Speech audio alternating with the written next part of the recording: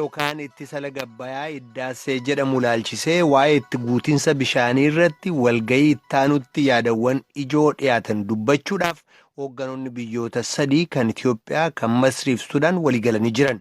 Ministeerri Enerjii fi Jallisii Itiyoophiyaa gama isaaniitiin Itiyoophiyaan akka karoora ijoo baafatteetti ittisa laga Abbayyaa sana ijaarrachuu kan itti fuftu ta'uu dubbatanii jiru jechuudhaan Mallas Kaachoo Ammahaa gabaasee jira. Keeniyaan waliigaltee kaampaanii chaayinaa keem chaayinaa jedhamu wajjiin waliigaltee tolfatte irratti hundaa'uudhaan yeroo jalqabaatiif doonii zayita boba'aa gara miliyoona 12tti tilmaamamu fe'atee jiru gara alaatti ergattee jirti.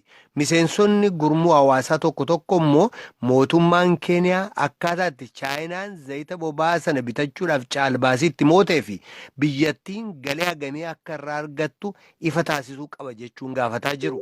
Gabaasaa Muhammad Yesuuf Naayiroobii irraa argame tujubeetu dhiyeessa. Barbaacha waggoota hedduu booda Keeniyaan yeroo jalqabaaf baatii darbe dhukuta boba'aa biyya alaatti ergitee jirti. Gammachuu Keeniyaan toora biyyoota boba'aa oomishanitti dabalamuu laalchisee hawaasaaleen siivilii hangi tokko waliigaltee boba'aa chaayinaa waliin jiru mootummaan iccitiidhaan qabuusaa qeeqanii jiru. Dhimma boba'aa laalchisee hawaasa siivilii Keeniyaarraa qindeessaa akka ta'an Chaarlis Wanguuhuu biyyattiin qabeenyaa ishee laalchisee galii ga'aa argachuu ishee beekuu barbaannaa jedhan. The challenge that's ongoing in the sector is a lack of proper disclosure. So the ministry indicated that there was a Waaltaa kana keessa rakkoon jiru waa mul'inatti beeksisuuf hanqinni jiraachuu isaati.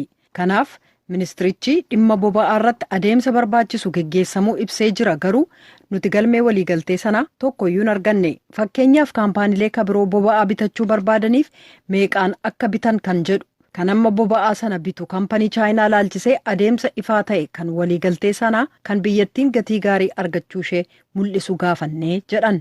Ministeerri dhimma peetirooleemii Keeniyaa Andruu Kamaa'uu akka jedhanitti odeeffannoo mootummaan dhiyeesse kan eenyutu boba'aa sana bita meeqa kaffale jedhu ga'aadhaa jedhan.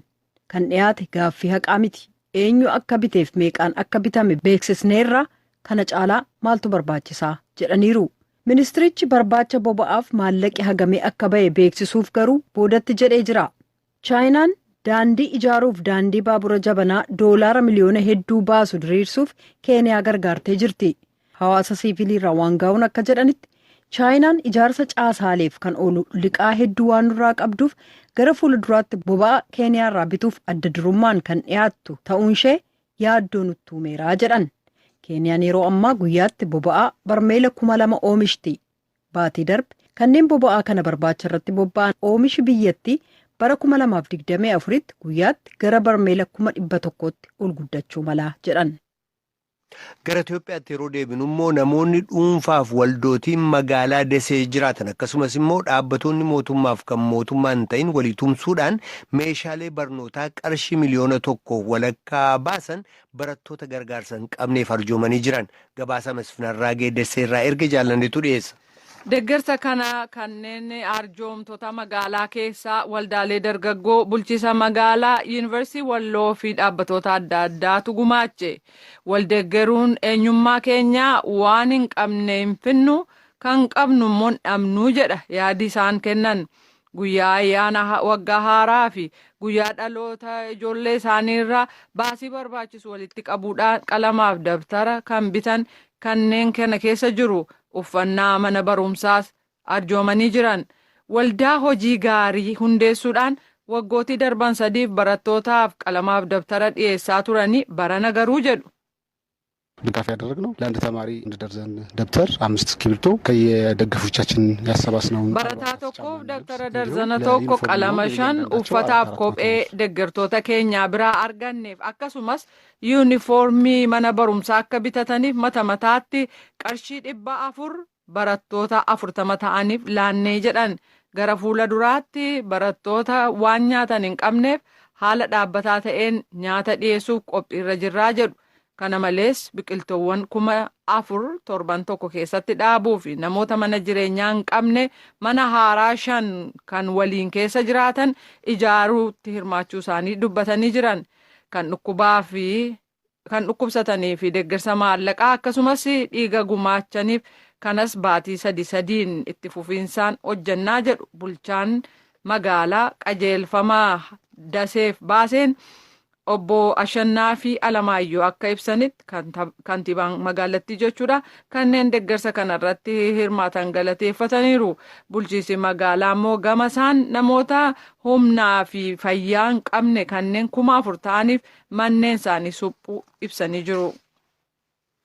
Kan yakka waraanaan shakkamee barbaadamaa ture ajajaan milishaa Hutu Ruwaandaa Riippaabilikii Koongoo keessatti ajjeesame hoogganaan humna dimookiraasummaa bilisummaa Ruwaandaa yookaan FDLR jedhamuudhaan beekamu ka ture Silvester Mudachumura har'a kutaa Kiivuu kaabaa keessatti ajjeesamuusaa maddeen waraanaa raadiyoo sagalee Ameerikaaf ibsanii jiru. Waraanni Koongoos ajjeesamuusaa fuula Tiwiitar irratti mirkaneessee jira.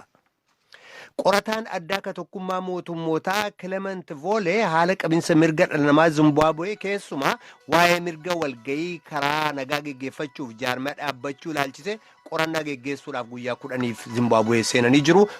Amnesty International namoota siyaasaaf gaazexeessota kana hatattamaan akka gadhiisaman ka gaafate kaleessa Kibxata fulbaana 17 bara 2019 ibsa baaseen ture.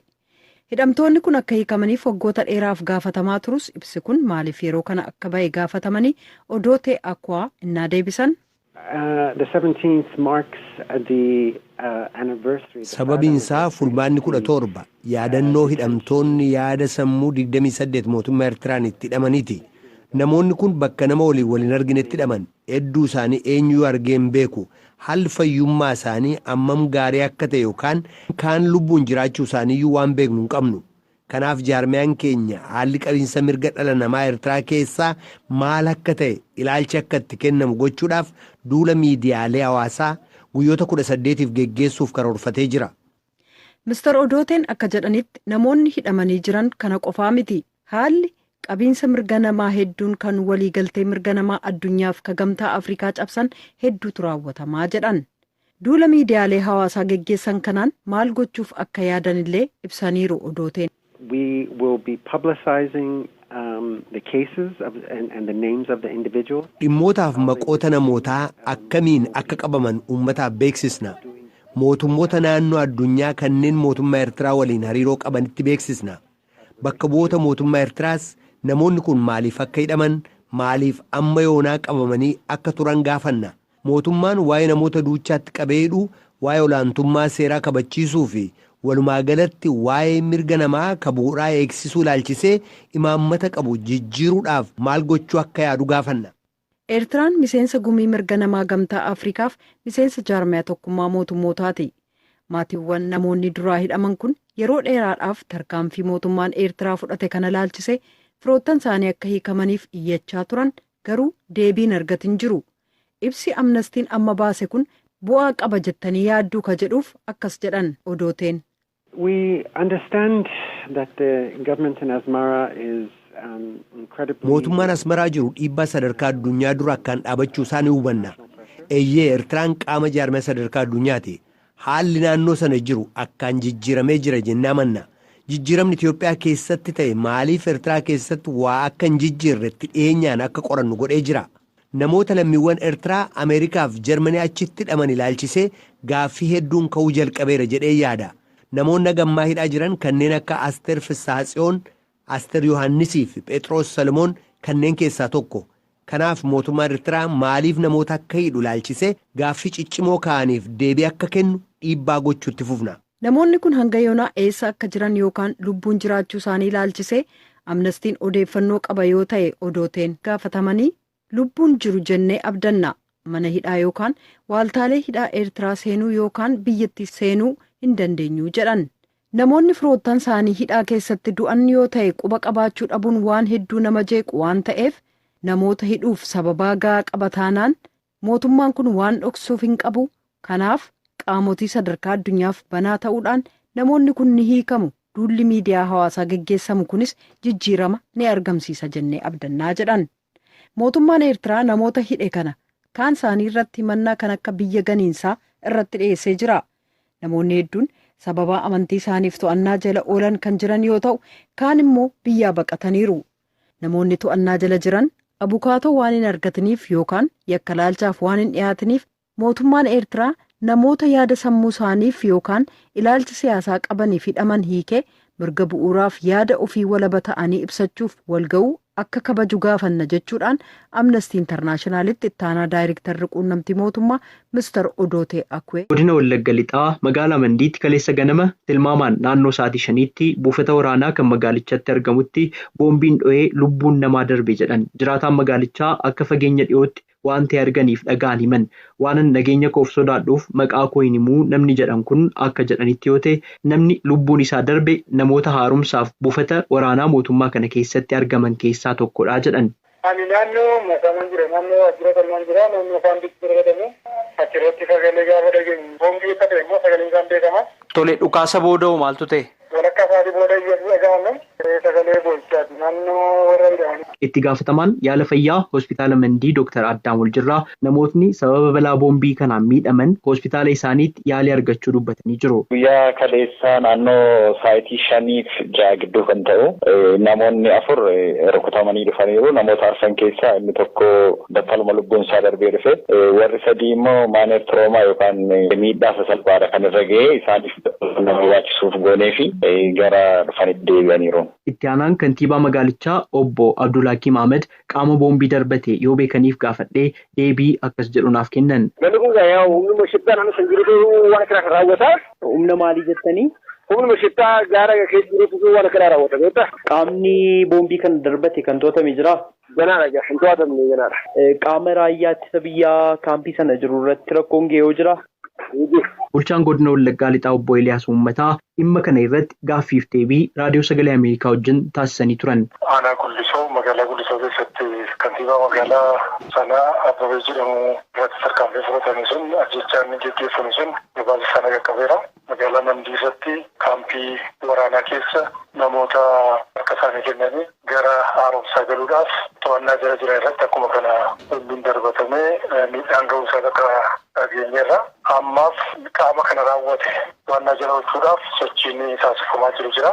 Innis raawwatee isa jiruu fi socho'aa ture sana abbootiin gadaa jaarsoliin biyya abbootiin amantii mootummaanis immoo akka isaan galaniif haala mijeessee humni gadi jira. Humni immoo kanatti namanuu jedhee didee humni muraasni bosonatti hafee jiru jira. Oromoon irratti tarkaanfii fudhachuun akka beeku kan inni uumamee qaamuma kanaan hidhameeti kan yaadamu. Kanumaan wal qabatee wantan isinii kaasuu barbaadu hawaasni yeroo dubbisnu maal nuun jedhaa qaamni mootummaa fi qaamni hidhatee bosona keessa socho'aa jiru kun bifa ittiin walitti dhufanii mari'atanii rakkoo jiru furan yoo jiraate irraan kan hafee ammas yaaddoo nageenyaa irraa bahuu hin dandeenyu nagaan baanee nagaan manatti galuuf nu rakkisaa jira kan jedhan jiru. Tarii kallattiin ittiin mari'atamee rakkoon kun furamuu danda'u ni jiraata jettanii yaaddu? Kun ammas akkuma irra deebinee akka ibsaa turre mootummaanis akka ibsa kennaa ture nus kan irratti hojjetaa jirru kanaadha. Walajjeesuurraa, ari'uurraa, misooma gufachiisuurraa, nageenya jeequurraa wanti argamu hin jiru. Kanaafi qaamni ammas citee hafee iddoo adda addaatti rakkoo uumaa jiru kun irraa waan balleessarraa baratee deebi'ee jennaan harki mootummaa bal'aa ta'uusaa mootummaa yeroo adda addaa ibseera. Isaan kanarra ga'uus hin jiru. Kan barreerraa barachuudha. Kanaaf qaamni kun qaamu ijoollee Oromoo wanta ta'aniif dhiibbaan addaa irra ga'u hin jiru. Isa kanaaf qaamni sadaffaa gidduu keenya seenee nu mariisisuu kan jedhan jiru. Maal jettu kanarratti? Kuni akkuma hundi keenya beeknu carraan isaa kennameera. Yeroo dheeraas fudhateera. Baay'ee itti adeemameera. Qaamni kana hoogganu jaal Daawud Ibsaatiin kan durfamu ture. Kanaaf koreen teeknikaa tureera.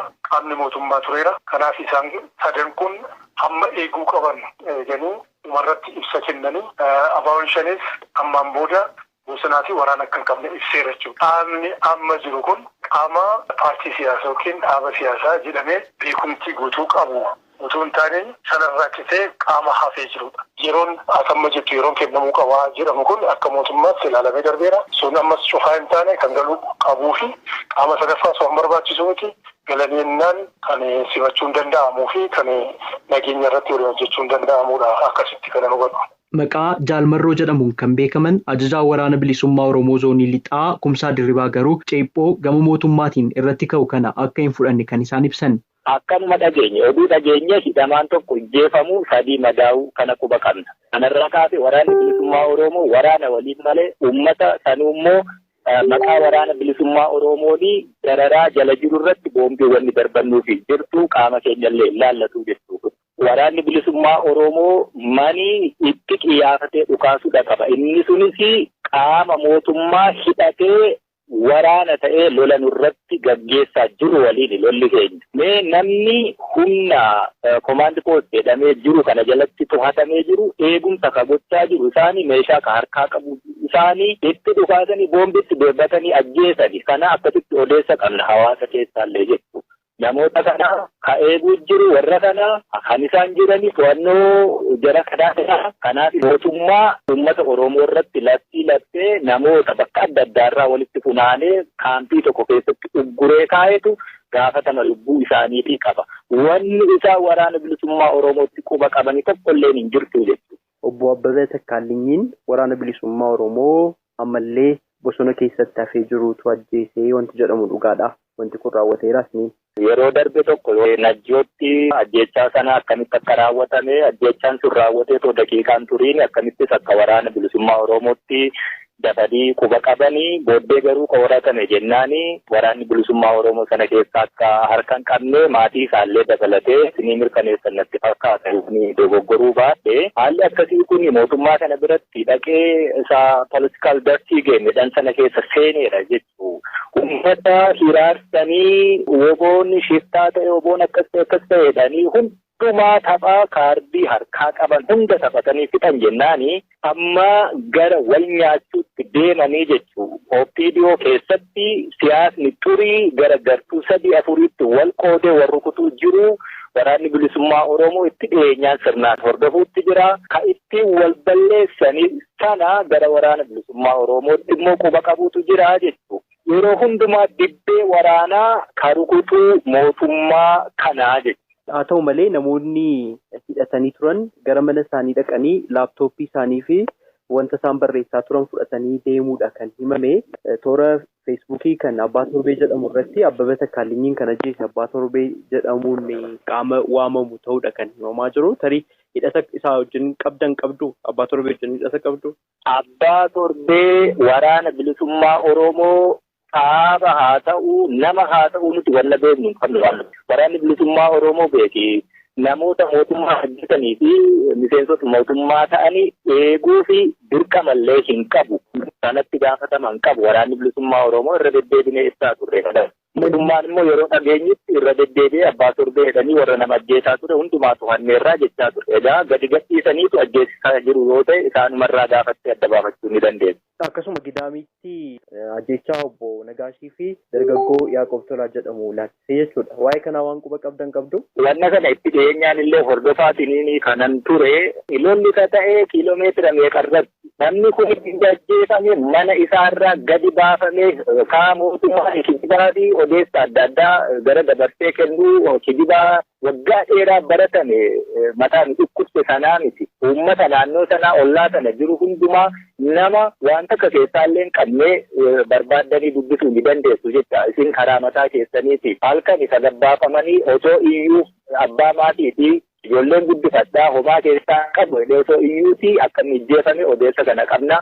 Boombiin garuu naannoo sana darbatamee jedhame jalqaba sababa sanarraan kan ka'edha dhukaasni kan uumamee jedhanii kan dubbatanis jiru. Quba qabdu maaliif gamni mootummaa kan darbate qaama hidhatanii keessa socho'u waan jedheef. Laatti akkaataa kanaan kan nuti darbannellee hin jiru ammoo naannoo kanatti wanti ati hubatuu qabdu jiru ilmaan Oromoo keessumaa qeerroon bilisummaa Oromoo roorroon manaa baasee jiraachuu dadhabanii fala mataa isaanii falatanii lola hedduutu deemuu jira.